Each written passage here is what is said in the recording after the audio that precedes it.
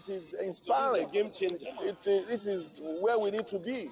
And we export this meat show everywhere.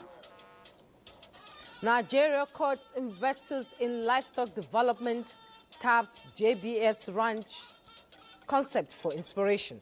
This book, therefore, is an access card to the next phase of hearings in the court of public opinion. True accountability starts when leaders document their decisions. Vice President Shatima challenges public servants at unveiling of Adoke's memoirs.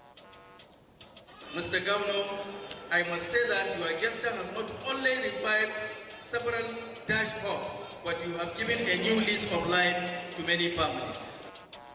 Kano retirees breathe easier as state government clears nearly half of 48 billion naira benefit arrears. Nigeria, we hail thee, our own dear native land. The tribe and tongue may differ, in brotherhood we stand. Nigerians all and proud to serve our sovereign motherland. A simple yet profound moment that resonates deeply. That was the artist Haina Koli singing the first stanza of the national anthem, Nigeria, we hail thee, with pure, unwavering devotion. In that brief viral moment, I saw more than a performance. What I saw is a reflection of the love for country that lives within millions of Nigerians. Tonight, we carry that spirit, the spirit that Anna Koli reminded us of so powerfully, understanding that the story of Nigeria is ultimately written by love and action of its people. Hello and welcome to Network News. I am Juma Yusuf. Benny Adams is on business news for tonight, and Francisca Bella is standing by to bring us some news in the world of sports. Remember, you can watch our live stream on your mobile device and on the go on any of our social media platforms. And while we are still caught up in the ambience and unifying power of patriotism, let's bring you our question for tonight's poll.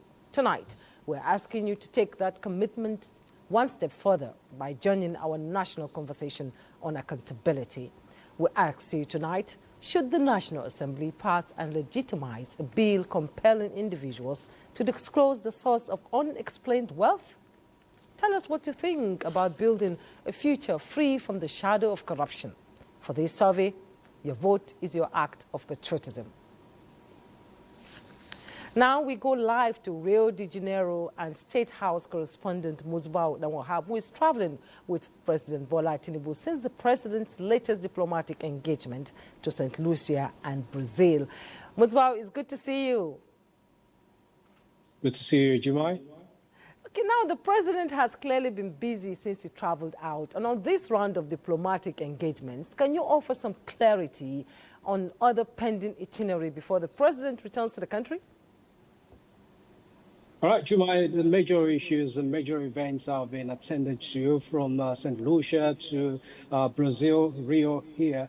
All the events have been held, and just to cross the T's and dot the I's of bilaterals now, which the president is attending to, particularly in the bid to woo private investors, Brazilian private investors here, particularly the JBS group of company that has been talking with the country about coming to Nigeria to invest in livestock sector, and that is basically what is happening now. And the president is also seeing some other private investors here, which will bring a lot of investments and opportunities to Nigerians in days to come.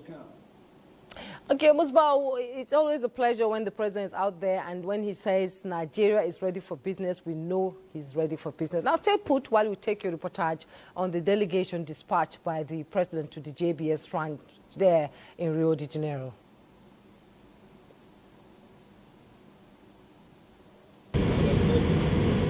Beyond series of conference room discussions, this is another delegation to ascertain seriousness of a potential partnership. From the area view, the delegation, including governors of Ogun, Niger, and Benue states had a sense of what to come. Bago, you get work, you get serious work. Touching ground on the J&F farm, a subsidiary of JBS Group located on the Araguaia Valley near Brasilia, the reality dawned on the delegation. Look at this, they be like elephant too. Sitting on 3,000 hectares of land in Aruana, this is not just a farmland, but a colony of cattle, and not just a business, but an economy of its own. All the cattle is tagged individually, and we control everything through the tag. How many kilos they convert, how many days they are in the yard, about the health and the protocols, the vaccines, everything. With majority of Nelore and a crossbreed of Angus and Nelore, about 95,000 cattle bred at a different location are brought here for proper feeding for 120 days. It's 3 rounds because it's 120 days on feed. Go another group of cattle 120 days. Go on another 120. So you turn 3 eyes. So not 94,000 head of cattle times 3 eyes. So it's going to be about almost 300, 260, 250,000 head of cattle. Under Pivot's irrigation system, crops are grown on the farm to replenish the silages of feed for the cattle. It's not just the corn, it's The leaves and everything. yeah. In operation with progression spanning over 20 years, the company now has a record of global biggest exporter of beef. This cattle here go to one of the largest beef plants that we operate here in Brazil, that is 60 kilometers from here, and we export this meat to everywhere. We export to Europe, we export to China, to South America, to the Middle East, to many different countries. Is a demonstration of what the Fulani people are doing. They can be put here, food will be brought to them, and they are fattened and sold. And this is a cycle of 120 days. So you have 3 cycles in a year. The ecosystem is huge because you're going to be cropping corn, you're going to be cropping sorghum, you're going to be cropping sugarcane, grasses. This is inspiring. It is inspiring. It's a game changer. This is where we need to be. So it's going to change the entire ecosystem of our herdsmen. It's going to do away with prices, Insecurity. Security because of farmer-herder crisis. If you're able to have this ranching and have cattle in a controlled environment, it takes care of so many different things. It brings employment to our youth, as we know, industrialization, food security, because if we're able to produce all this protein, even a foreign exchange earner. And now, with discussions between the company and the Nigerian government in final stages, the delegation leaves the Araguaia Valley with a renewed hope of the possibility of replicating these achievements in Nigeria. And until then, the cowboys say goodbye. In Aruana, Brazil, Musbao, Nanwahab, NTA News. Interesting, Musbao. I like the fact that they look like elephants. And Musbao, do you have an idea of when the president will be back in the country? All right, Jubai, all things being equal, the president should be back this weekend. Nigerians should expect their president this weekend. Okay, Musbao, State House correspondent, thank you so much. We expect him and we wish him a safe trip back home. Thank you. Now, the presidency says President Bola Tinubu has never stopped issuing 5-year multiple entry visas for U.S. citizens. A statement by the special advisor to the president on information and strategy, Bayo Onanuga. The presidency reveals that on assumption into office, President Tinubu's administration directed that Nigeria implement all bilateral agreements with other nations and adhere to the principle of reciprocity in diplomatic relations.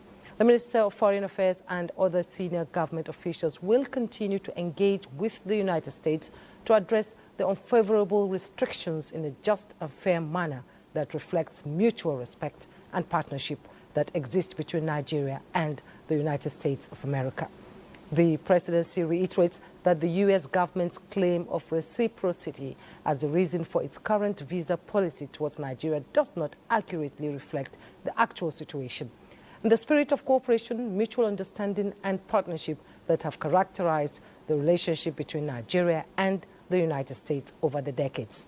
Federal government says it will continue to dialogue and engage with U.S. authorities to resolve any issues that have led to the recent developments. Back home, Vice President Kashim Shettima has called for transparency and accountability in Nigeria's public service, urging former and current public officials to summon the courage to document their life and stewardship while in service. He stated this at the public presentation of OPL 245, the inside story of the 1.3 billion oil block, a memoir written by former Attorney General of the Federation and Minister of Justice, Mohammed Bello Adoke. It was at the Shehu Musayir Adwa Center in Abuja. State House correspondent Abdurrahman Jibrila reports. OPL 245, inside story of the $1.3 billion Nigerian oil block, authored by Mohammed Bello Adoke, former Attorney General and Minister of Justice during President Goodluck Jonathan, has a subject of discourse over allegations of corruption. But this book gives further clarifications.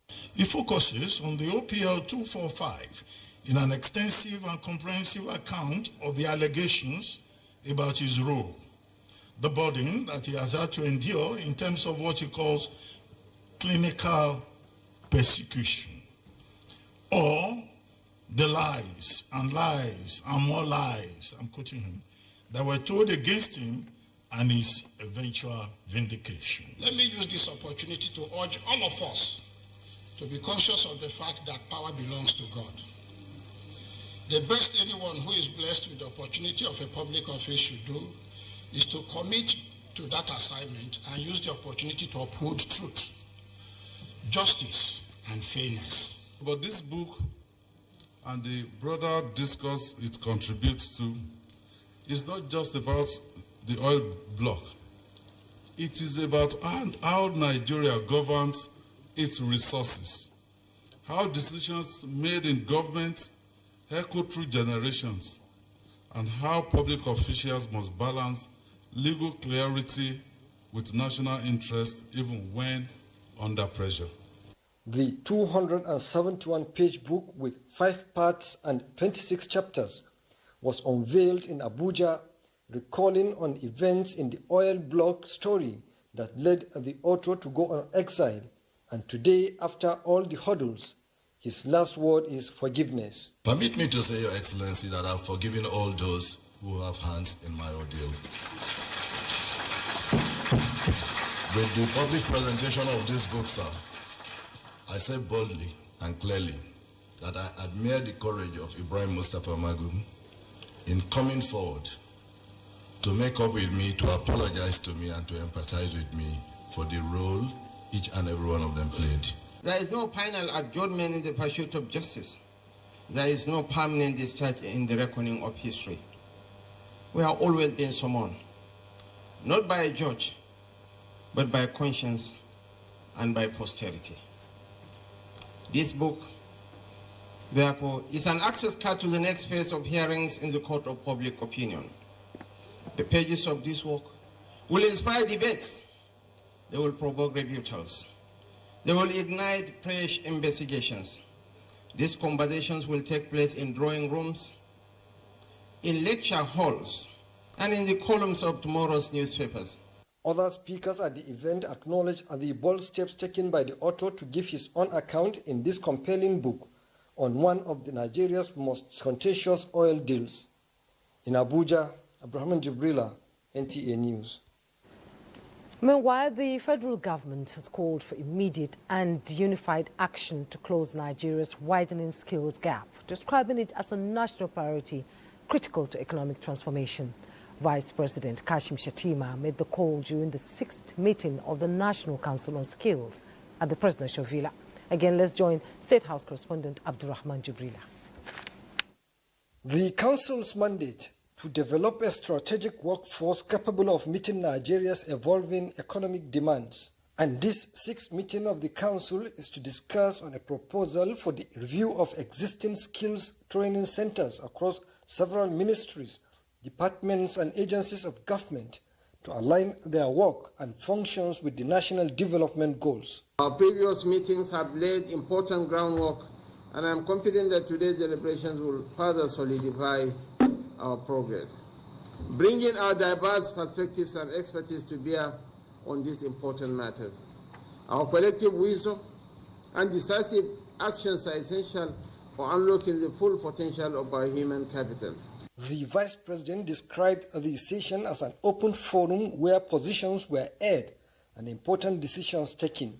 The federal government will harvest the youths from the subnationals to train to ensure that the quality that we need is given to them, and identification of the specific type of skills that we need in Nigeria. What we're doing in this council, led by the chairman, vice president, is to really give the high quality education that impart as citizens looking to get technical vocational skill training, the best and high quality to make them useful. I want to assure you that the organized private sector of Nigeria is willing, able and ready to collaborate with the government of the Federal Republic of Nigeria, to achieve the laudable objectives of His Excellency, Mr. President. Presentation was made on the National Artisan Skills Acquisition Program, an initiative aimed at training 10,000 artisans annually in high-demand construction trades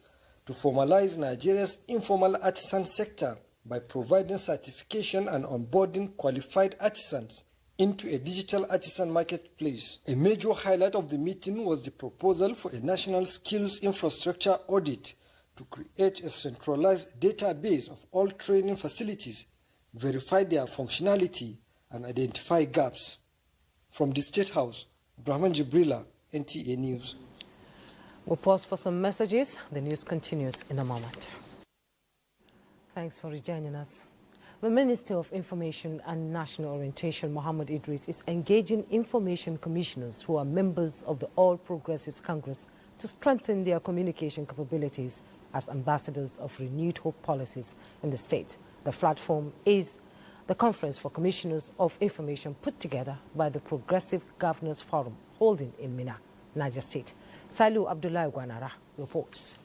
The federal and state governments might have different policies and programs. The bond here is for the country's #1 spokesman to compare notes with those with similar responsibilities at the subnational government, equip them with more facts and figures about the successes of the Renewed Hope 8-point agenda that is on a steady move into the second half of its first-term mandate. You are in the forefront as information managers and those who have the responsibility of interfacing with the people at the grassroots.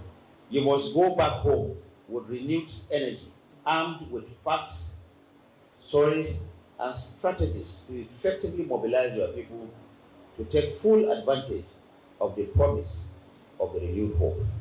Representatives of the state governments have pledged to be dependable ambassadors of the renewed hope to sustain positive transformation.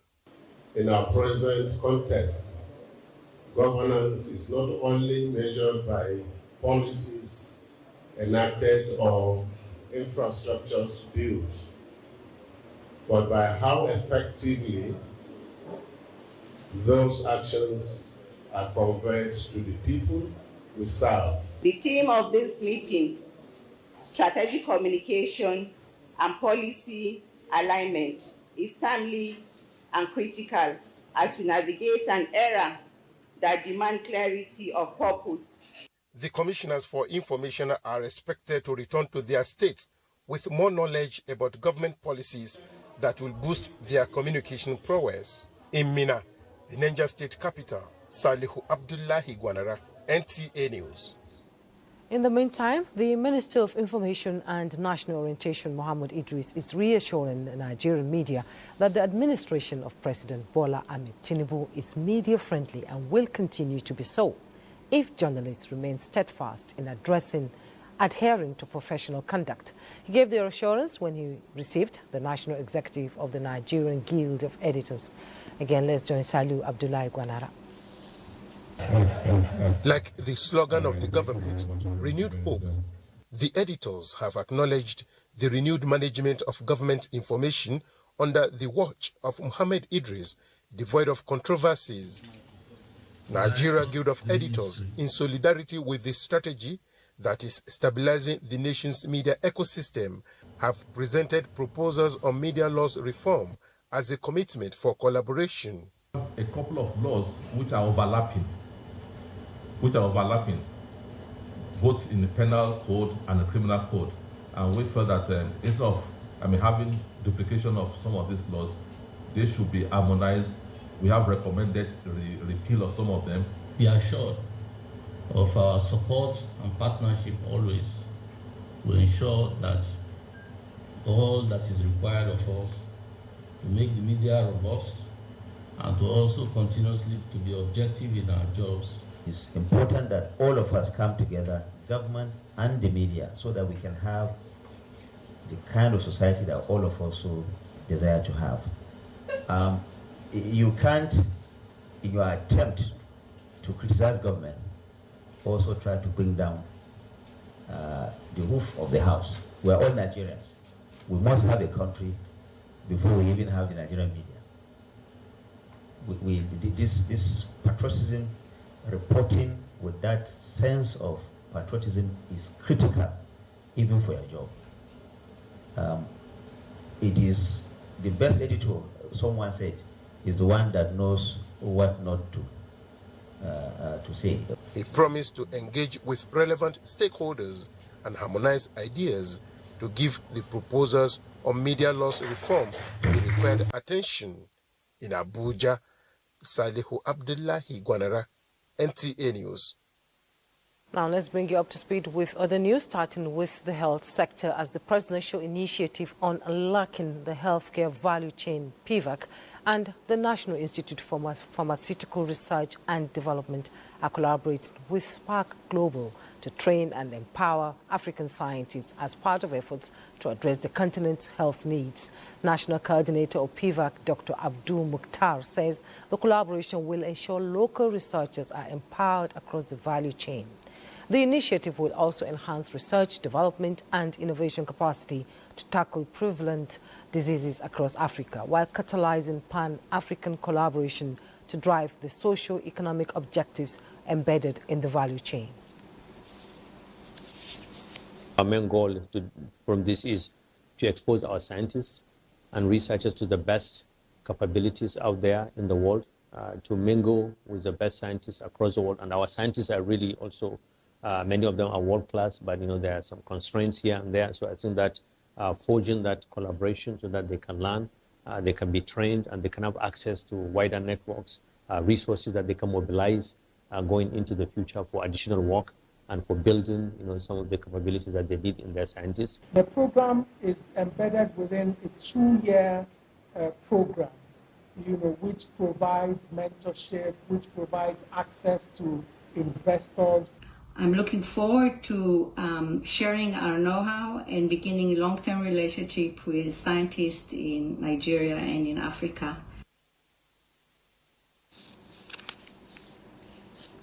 And back to Niger State, this time on health. We hear this year's Nurses Week is throwing up discussions on knowledge gaps and competitiveness of health workers through evidence-based practice and innovation. Fatima Aliu reports. Nurses are one of the major components of healthcare delivery systems across the world, as they play critical roles in healthcare and are often the unsung heroes in treatment, especially during emergency response. This year's International Nurses Week celebration serves as a platform to recognize the indispensable role of nurses in the health sector, foster professional development and strengthen unity within the nursing community.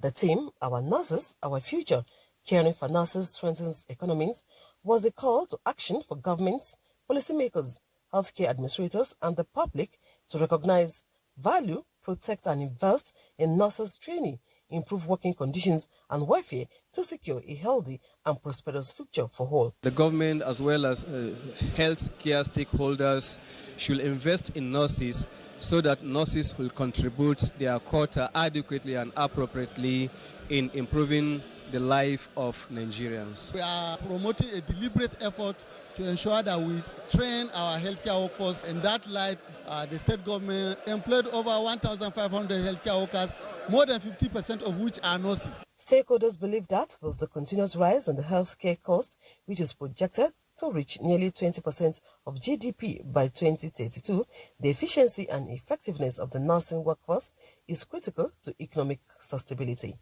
Fatima Ali, NTA News. And in Jigawa State is in what is being described as a bold new chapter in Jigawa State's development.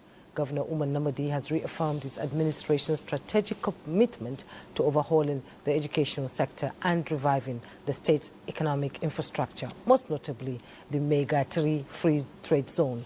Mohammed Askira reports that this was during separate strategic meetings with stakeholders in the education and Nigeria Customs Service at the Government House in Dutse.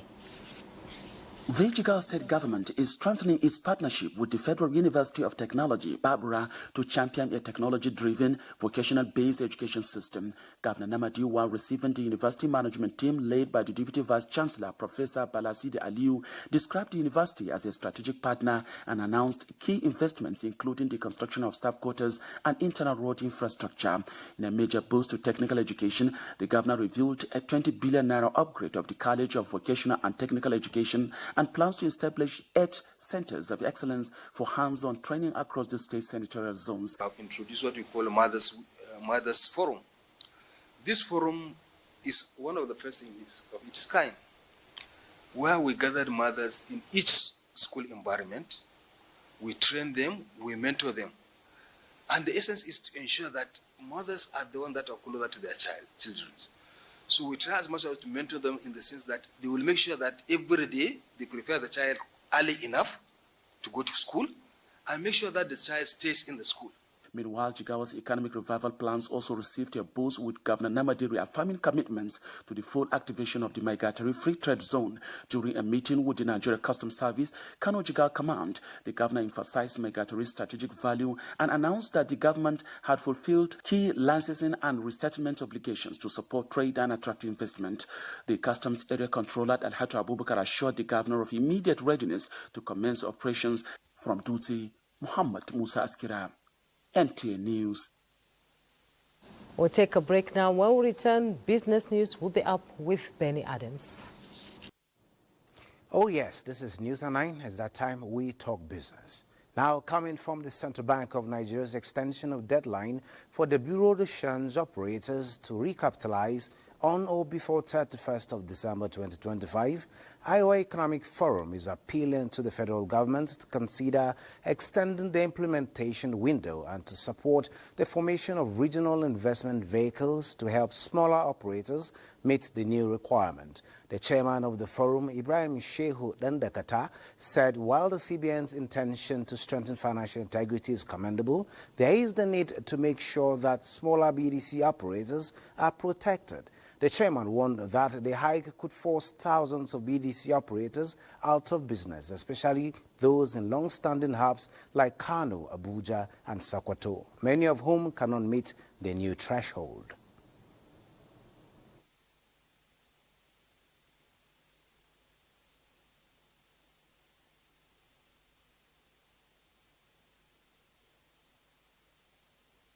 We strongly recommend extending the implementation window to be a continuous exercise or a minimum of 6 months to 12 months to allow for investor sensitization, capital mobilization, and regional collaboration. Give us an open door where we can access funds, just like the banking industries are doing today. And now taking a look at the energy market, the Organization of Petroleum Exporting Countries, that is OPEC, the World Oil Outlook 2025, which extends projections to 2025, paints a picture of sustained global oil demand, with developing economies like Nigeria leading the growth. OPEC estimates that around $18.2 trillion is needed by 2050 to meet oil demand, with more than 80% allocated to upstream activities globally. For Nigeria, this implies a continued need for investment in its upstream sector to maintain and potentially increase production to capitalize on this projected demand. The WOO 2025 also expects oil to retain the largest share of the energy mix in 2050 at almost 30%, with oil and gas combined remaining above 50% between 2024 and 2050. In summary, the OPEC World Oil Outlook 2025 to 2050 generally paints a picture of sustained global oil demand, with developing economies leading the growth. And a look at the stock market today. The Nigerian equities market sustained a 7-session winning streak, the first of its kind this year, adding 1.76 trillion naira to investors' wealth, with market capitalization at 78.73 trillion naira. Today's data shows 44% improvement in volume, 78% improvement in turnover, and 15% improvement in deals. On the aggregate, 130 listed equities participated in trading, ending with 70 gainers and 10 losers. And looking at the numbers at this time, the top trade as of yesterday, Access Core, being the banking stock, was at number 2, but today it is at number 1 spot, having traded 174.2 million volume of shares, valued at 3.9 billion naira, which makes Access Core the highest both in volume as well as in value. Second is ICO with 81.9 million, trading at 165 million, talking about that value at this time. Then Jopo Gold is 74 million, valued at 245.2 million. On the losers chart, in Diamet, 9 naira, Legend Internet, 7 naira, 21 kobo, IMG, 34 naira. This is it on business at this time, Jumai. Thank you so much, Benny.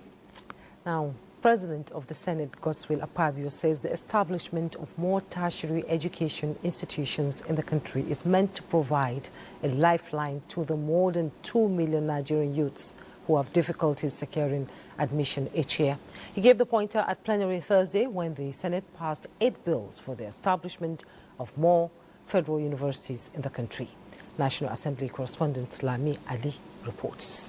The Senate, as the consideration of reports on the bills, noted that education, aside being one of the key priority areas of the administration of President Bola Tinubu, as evident in his prompt assent to such legislations, it is also of significance in efforts to reduce insecurity.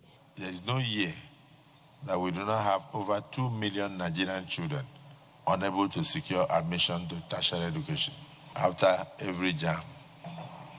So today, what we have done will reduce at least by 50% the number of children roaming the streets and searching for years to have higher educational opportunities.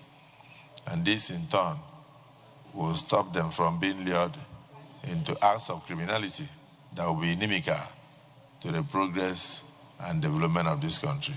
Senate also passed the bill to establish a training institution for the Nigeria Police Service Commission. That is the civilian aspect of the police establishment. And you will know that their primary duty is, 1, to recruit, to handle promotion, and to discipline. If you are not well equipped, it means you will be recruiting unqualified, incompetent people that cannot serve well in the police force itself. In another development, Senate has resolved to impress on the President to approve payments of compensation to the family of Mr. Fidelis Omoria over the death of his 2-year-old son and the younger sibling who sustained injuries to the eye following a shooting incident involving an operative of the NDLEA in 2023 in Asaba, Delta State. 200 million naira only to Fidelis Omoria as compensation for the death of his 2-year-old son and his younger brother who was shot in the eye that may result in him going blind. Senate paid tribute to the late former Speaker of the House of Representatives, Chief Agunwa Anekwe, as it urged the federal government to immortalize him. From the National Assembly, Lami Ali, NTA News. And now to Kano, where the state government has cleared 22 billion naira out of the 48 billion naira backlog owed in retirees' gratuities and death benefits. Governor Abba Kabir Yusuf disclosed this during the launch of the fourth tranche disbursement, amounting to 6 billion naira to retirees and families of deceased workers at the Kano Government House. Abdullahi Mustafa has the report. It is a moment of joy for another set of Kano senior citizens and bereaved families as they get set to receive their long-awaited benefits. For the fourth time, Governor Abba Kabir Yusuf has approved the release of additional funds to offset outstanding entitlements. This latest disbursement amounts to 6 billion naira, reducing the backlog of unpaid benefits from 48 billion to 26 billion naira. Among the recipients is Ibrahim Adam, who confirmed receiving his credit alert, bringing renewed hope to many who have waited for years. The disbursement has drawn praise from labor leaders who commended Governor Yusuf for his continued commitment to welfare of workers, retirees, and bereaved families. Mr. Governor, I must say that your gesture has not only revived several dash hopes, but you have given a new lease of life to many families. This initiative... Governor Yusuf reassured that the remaining balance will be cleared in subsequent tranches, emphasizing that no pensioner or bereaved family would be left behind. In Kano, Abdullahi Mustafa, NTA News. Minister of Steel Development Shuaibu Abubakar Audu has unveiled the federal government's plan to resuscitate all legacy steel assets in Nigeria. This was during a media engagement with journalists in Abuja ahead of the National Steel Summit designed to explore investment opportunities in Nigeria's steel sector. Ekene Ndulue reports. Nigeria reportedly spends about $4 billion annually on importation of foreign steel products. 2 years into the renewed Hope administration, Minister of Steel Development says federal government has set in motion processes to reverse this trend. He says partnerships on revamping Ajokuta steel plant and supporting other private steel plants in Nigeria are already producing results. The Orbit Fabrication Galvanizing Works Limited, a member of African Industries Group, has also commissioned the 50,000 metric tons galvanizing plant, which I personally commissioned, valued at over $100 million, amongst other new investments into the sector. The minister further invited industry players and the general public to the maiden National Steel Summit, slated for 16th to 17th July, to critically assess the state of the steel industry. In Abuja, Ekene Ndulue, NTA News. We'll take another break. We'll be right back. Welcome back. More than 1 trillion naira is said to be lost with the collapse of CBEX recently.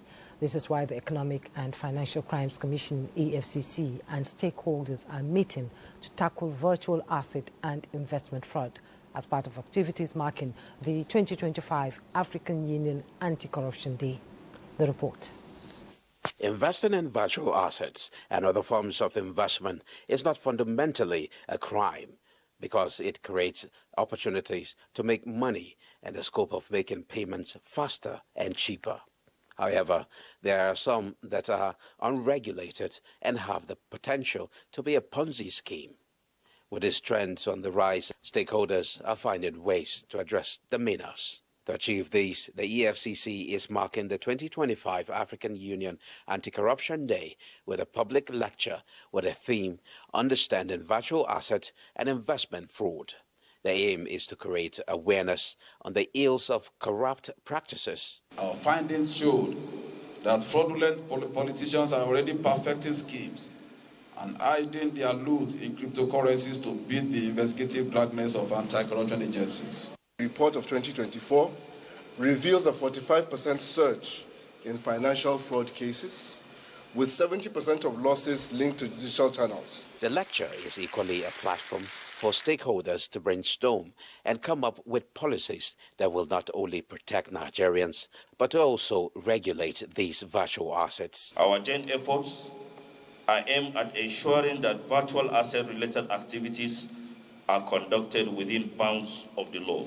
We are unable to properly determine exactly what it is and where the regulation is situated. The National Orientation Agency, we believe that value orientation is our most powerful tool. The African Union Anti-Corruption Day is celebrated on July 11th every year. And it's now time to bring in Francisca to tell us the latest in the world of sports. What's happening? Thank you, Jumai. Of course, a lot is happening in the world of sports. Let's begin from Morocco, where the Super Falcons of Nigeria are taking on their counterpart from Botswana in the second group match of the 2024 Women's Africa Cup of Nations. The 9-time African in the other group match played earlier this evening, Nigeria and Tunisia drew goalless in their North African derby. Now, Nigeria Super Eagles have dropped one place in the latest FIFA World Rankings, sliding from 43rd to 44th, despite a series of promising performances in recent international matches. The drop sees Nigeria maintain their position as the 5th best African team, but still trailing Morocco, Senegal, Egypt and Algeria. Regional rivals Ghana and South Africa continue to languish further down the rankings. At the summit of the global chart, Argentina retained top spot, followed by Spain and France, while Brazil remained outside the top 3. Still talking football, the 2025 WAFU Zone B Under-20 Boys Cup kicked off in a thrilling fashion as the Black Satellite and the Flying Eagles of Nigeria played out a pulsating 1-0 draw in their Group A opener in Pram. Ghana took the lead in the first half through team captain Aziz Misbah, who fired a thunderous shot into the roof of the net to send the home fans into a frenzy, but the Flying Eagles responded strongly in the second half, and their persistence paid off when Abdullahi Mohammed rose highest to meet a corner kick with a well-timed header. Boys are also defending so well at this moment. Coach Desmond, I told you, and that is the equalizer from the young Eagles of Nigeria. I saw it coming, and they are paying homage to Diego Jota.